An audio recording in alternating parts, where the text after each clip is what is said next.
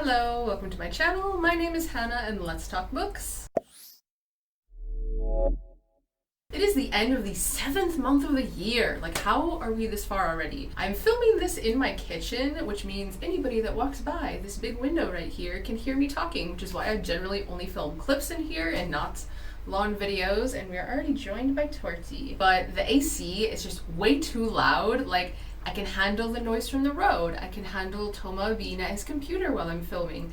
I cannot handle editing videos and having that AC noise in the background. Drives me nuts. So I chose to try to film this in the kitchen, and Torty is already in the way. Usually I use my computer for my notes, like all the facts about the books and everything. So this time I'll have to have my tablet. So I might be looking down a bit to remind me of some things, and now that Torty is blocking the whole thing, this might be a bit more complicated than I thought. Anyway, let's get right into it. I read 6 books this month. It was almost just 5, but yesterday I read a novella, so I really didn't do much reading for the first half of the month at all. I really just wasn't feeling it. Most of this was just in the past 2 weeks. She's gonna be so distracting.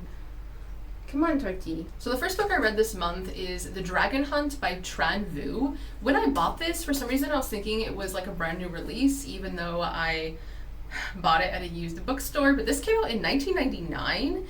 It is short stories, all by the same author. This is translated from Vietnamese by Nina McPherson and Phuan Hoa Don, but I ended up only rating this 2 stars. So there are 5 short stories in here, and like it really isn't long at all, and you can see like how tiny this book is. They're all kind of based around the Vietnamese experience because the author, along with his older brother, when he was just 16, they fled Vietnam, but their ship crashed, and so they had to survive like this shipwreck. They ended up as refugees in the Philippines, and then a year after that, they were resettled into France, where the author still actually lives in Paris today. And so I thought maybe this would originally be in French, but no, it's actually Vietnamese. So before I get into what I thought about this, I do have to say a content warning. There are 2 stories in here, one in particular that heavily feature rape. Okay, oh man, I can't show you because of how my camera is set up, but she is leaning against my stack of books with her head like tilted back staring at me. Anyway, what was I saying? Gunboat on the Yangtze and The Dragon Hunt are the 2 that have rape. Death is a common theme in the book, and then Gunboat also has emotional blackmail and incest.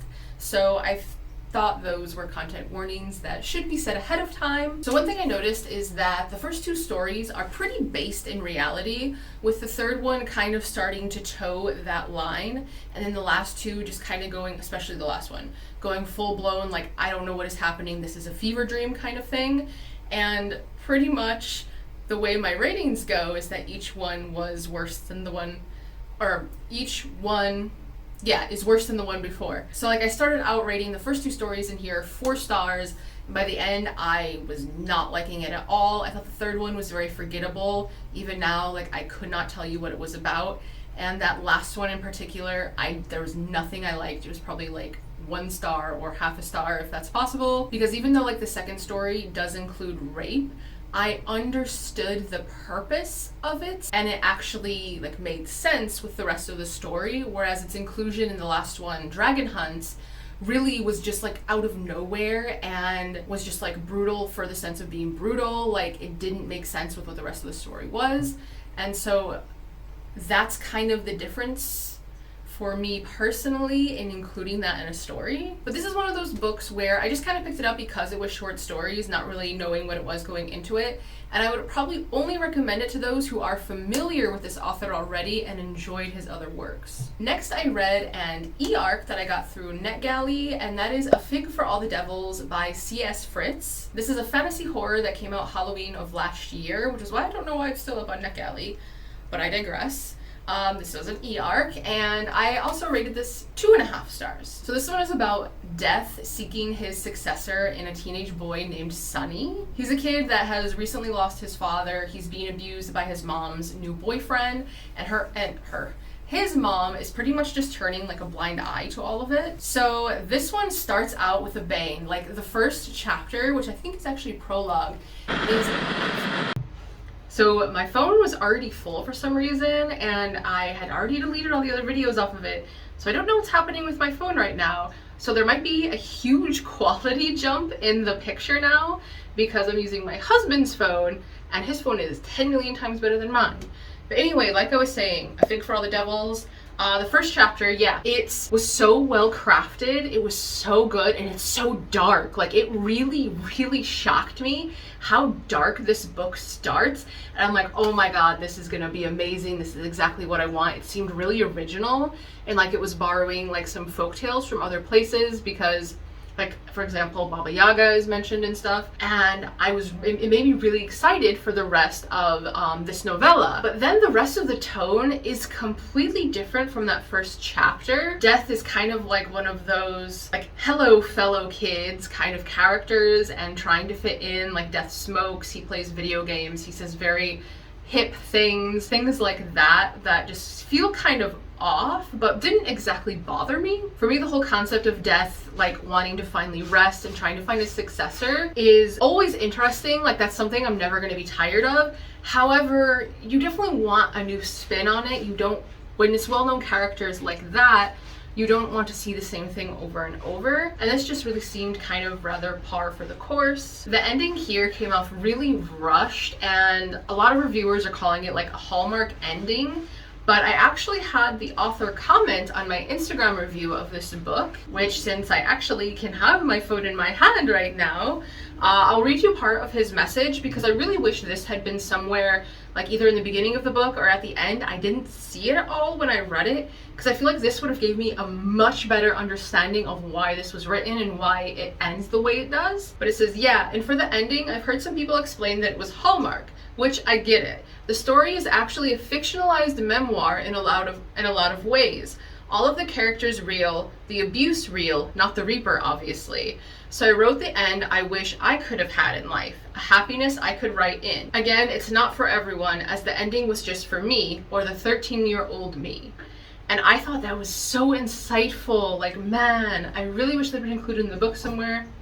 And Dorothy's back. So it did give me a different perspective and better understanding of the story. However, that doesn't like change my rating or anything, because I still feel the way I feel about the novella. However, I do feel like this would make a really creepy movie, because there were some really good horror scenes in here that I think would look amazing on screen. I just don't exactly feel like the whole idea worked as a written novella. All right, next, here it is.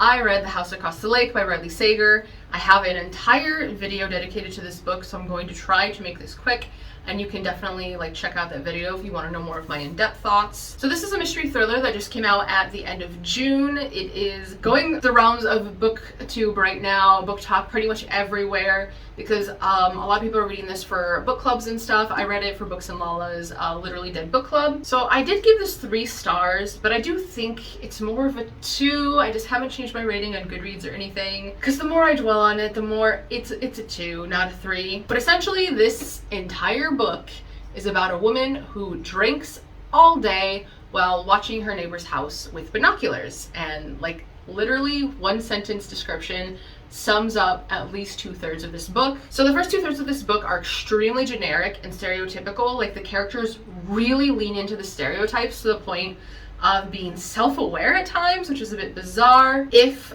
alcoholism needs to be a content warning for you, do not pick up this book. Every day it details what she drinks. Like, it literally will just be like line after line of like, she has this drink, then this drink, then this drink. Oh, maybe 3 or 4 glasses of bourbon. Like, I don't know. So it is very boring, slow, not a lot happening for the first 2/3. And then that last third just becomes a completely different book. Pacing goes off the rails, and we just fly through to the end, which makes it feel like it has 3 different endings. It's very, very strange. This is one of those books where obviously you pay attention to what people say. There's gonna be red herrings, and so if you pay attention, you can pretty much figure out what is going to happen, because obviously things are being mentioned for a reason. I did discover a new pet peeve with this book. If we are seeing the world through a character's eyes, if we are in this character's head, if that is our point of view of the whole book, we need to know what is going on. Like, you cannot tell me she's not thinking some things, and there were just some things that are withheld to make twists more impactful at the end that I think was just straight up bullshit. It was almost like lying by omission kind of thing. And since this character is our point of view, there's no reason why we shouldn't have known those things. And I do enjoy Riley Sager's writing. The only other book by him I have read is Home Before Dark, which I gave 4 stars. So this one is obviously definitely not as good.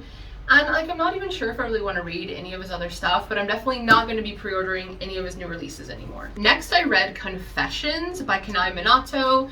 This was also read for June's Literally Dead book club, I believe, but I didn't read it for that. I did watch the live show afterward though. This came out in the original Japanese in 2008, and then English in 2014. It was translated by Steven Snyder, and I ended up giving this 4 stars. So this book is about Yuko Moriguchi. She's a middle school teacher who sets into motion like this huge plot for revenge when she discovers that 2 of her students are responsible for the death of her 4-year-old daughter. So this is definitely more of a uniquely written book. There are 6 chapters, I believe it is, and each one is a different point of view that kind of brings the story full circle. It is told in quite a like matter-of-fact style, and we learn things through phone calls, diary entries, characters just straight up telling us. And like, one character has a website where they post things. Since each story is through different characters' eyes and we're then seeing the events being kind of retold through their eyes, it can get a bit repetitive, some of the details and such, but obviously with each story we're learning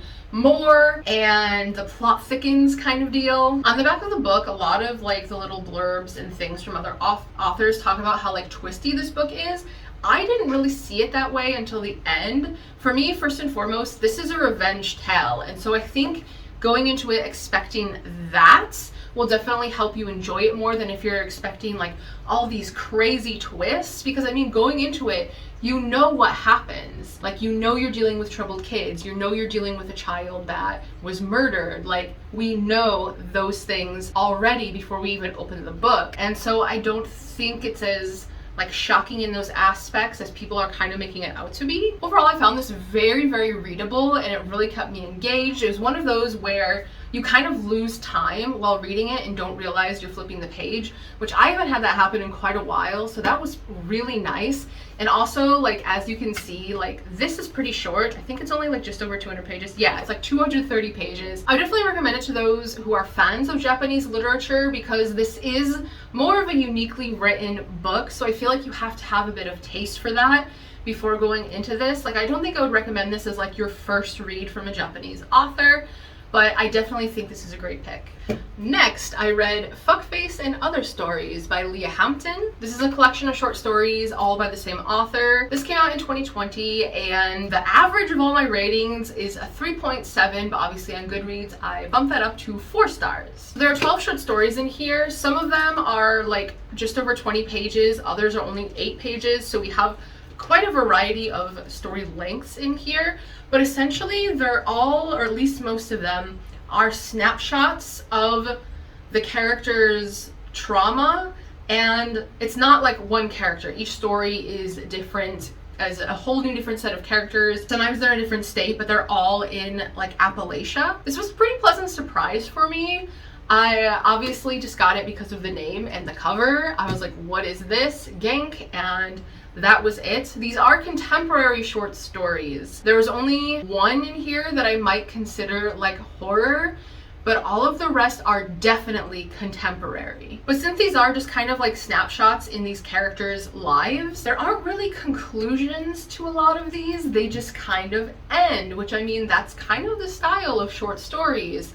So if that's not your thing, I would steer clear of this. The stories also seem to kind of circle back to some commentary on the area, like the setting that it takes place in. So some things, it's kind of like in tandem, the character going through something that's important to them, and it's circling back to where they are living as well, which I thought was pretty interesting. There is everything from 2-star reads to 5-star reads in here. I feel like it was kind of equal in my ratings that I give out. I don't think you need to be from Appalachia to appreciate this, as I'm originally from Michigan, which is definitely not Appalachia. But there are some surprisingly good stories in here. I mean, it was good enough for me to look up the author to see if they've written anything else, but unfortunately, this is the only thing they've written. They have absolutely nothing else out. And since this came out in 2020, I'm hoping this is just the beginning. But I mean, for this being their debut book, like, bravo, I think it was a success. And finally, I read Marionette. This was another e-arc from NetGalley. It's by Antonia Rachel Ward. This is an erotic horror. It comes out August 16th, but I only gave this 2 stars. So this is pretty much about a woman who ends up possessed during an erotic seance. Like, the description of this book really sounds amazing. And the prologue, like, oh my god, the prologue was amazing. This is like the second one this month where the prologue was the best part of the book. So this is one where in the beginning the author lets you know, hey, there are content warnings posted in the back of the book. So I'm gonna let you know exactly what those are before getting into my review. This is directly from the author. It's references to suicide, violence, mutilation, and sex scenes of dubious consent. And that dubious consent is literally most of the book. So the genre this is and the fact that it takes place in Paris is 100% why I picked this up. I thought it was going to be right up my alley. Like, I love supernatural horror. Like, it just sounded amazing. But then we find out that the characters we're following, like the woman that gets possessed and has everything happening to her, she might not be an adult. Like, most of the men in this book seem to be around like middle age. But the main male character we follow, George, he's only 19, and the girl makes a comment at some point of like, oh, he's older than I am. And so I'm like, how old are you? It never says, but it says enough for me to be worried that she's not an adult yet.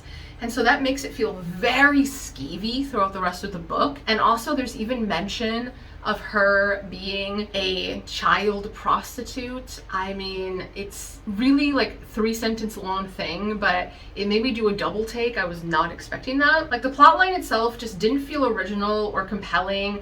I didn't care about any of these characters. There was quite a cast of characters actually, but I mean, we know nothing about them. We obviously don't have time to get to know them or anything, so I have no reason to care about them. And then there's a trope that I absolutely hate the most in stories, which is insta-love. Like, this whole story takes place over like 4 days, and day 1, these two people are in love with each other, and like love prevails kind of thing, and it's like, what? Why? How are you in love with each other? This makes no freaking sense. And like, George, oh my god, what an impression of Paris he must have had. Like, all this stuff starts happening literally the second he steps foot off the train into Paris. And it's just like, fuck that, dude. Like, my god. So most of the spicy scenes in here really have no consent at all. They also just weren't the greatest in general. They're very short. This is a novella. Not very detailed either, and it's like over super quick, so there's really not much substance there to enjoy. So even though I thought this had a very promising premise, it really just had too many things that I personally don't like, and so that really just got in the way of my enjoyment. And plus, it definitely feels like the author put a lot more work into the first half of the story than the second half. Like, it just feels very disjointed. The revenge scene is probably the best part of this, like poetic justice almost, but that just really can't make up for the rest of the novella for me. And that was everything I read. A bit of a smaller month, but I feel like I still talked forever, so we'll see when I edit this how long this actually ends up being. But as always, thank you for hanging out with me. It is always appreciated, and until next time, bonne journée and au revoir.